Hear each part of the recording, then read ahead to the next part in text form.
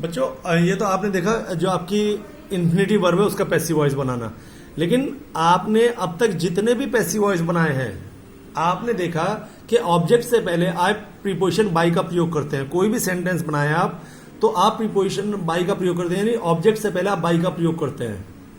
पहले आप सब्जेक्ट लिखते हैं, फिर आप वर्ब लिखते हैं, फिर बाई लिखते हैं, फिर ऑब्जेक्ट लिखते हैं। आपने अब तक सारों में ये पढ़ा है। लेकिन अभी कुछ वर्ब मैं आपको ऐसी बता रहा हूं उनके वर्ब के बाद बाई का प्रयोग नहीं होता।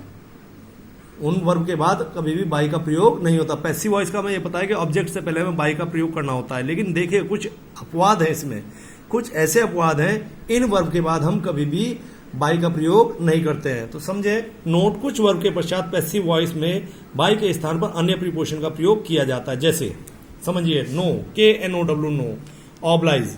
यदि किसी वर्ब में किसी सेंटेंस में वर्ब नो KNOW नो आई है या ऑब्लाइज वर्ब आई है तो पैसिव वॉइस में ऑब्जेक्ट से पहले हम TO2 का प्रयोग करते हैं, बाई का प्रयोग नहीं, TO2 का प्रयोग करते हैं।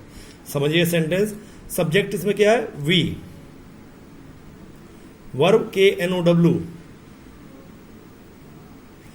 हम जानते हैं क्या, किसको? विराट कोहली को, इनडायरेक्ट ऑब्जेक्ट। इस ऑब्जेक्ट को हमने सब्जेक्ट बनाया, Virat Kohli subject.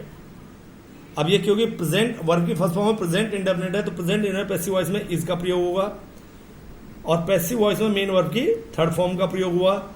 Known, Virat Kohli is known. देखिए अब नोन आ गया है, नो की थर्ड फॉर्म है ये, तो अब यहां हम बाई का प्रयोग नहीं करेंगे, हम TO2 का प्रयोग करेंगे। TO2 का, समझिएगा TO2 का प्रयोग होगा। ये यहां बाई का प्रयोग ना, TO2 का प्रयोग होगा।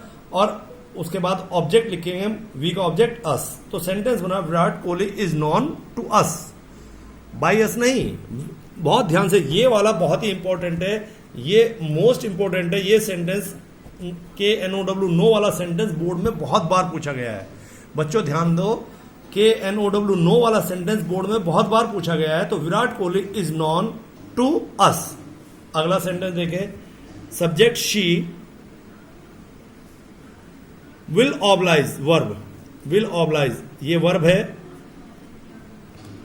शी विल ऑब्लाइज मी, ये इनडायरेक्ट ऑब्जेक्ट है। इस ऑब्जेक्ट को आपने सब्जेक्ट बनाया, मी का सब्जेक्ट बना आई के साथ शेल का प्रयोग हुआ। अब फ्यूचर इंडेफिनिट है तो बी वर्ब का प्रयोग होगा। मेन वर्ब की पैसिव वॉइस के लिए थर्ड फॉर्म ऑब्लाइज्ड, तो ऑब्लाइज के बाद बाई का प्रयोग ना, टू का प्रयोग होगा। मैंने बताया अभी आपको, आप KNOW नो और ऑब्लाइज के बाद आप प्रीपोजिशन बाई का प्रयोग नहीं करेंगे, टू का प्रयोग करेंगे। Her, I shall be oblige to her, she का ऑब्जेक्ट हर।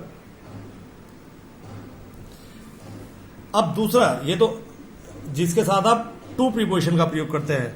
अब देखिए, please satisfy charm, please satisfy charm, इनके साथ हम पैसिव वॉइस में ऑब्जेक्ट से पहले विद का प्रयोग करते हैं। कहां का प्रयोग करते हैं? विद का प्रयोग करते हैं। हर बिहेवियर, सब्जेक्ट उसका व्यवहार।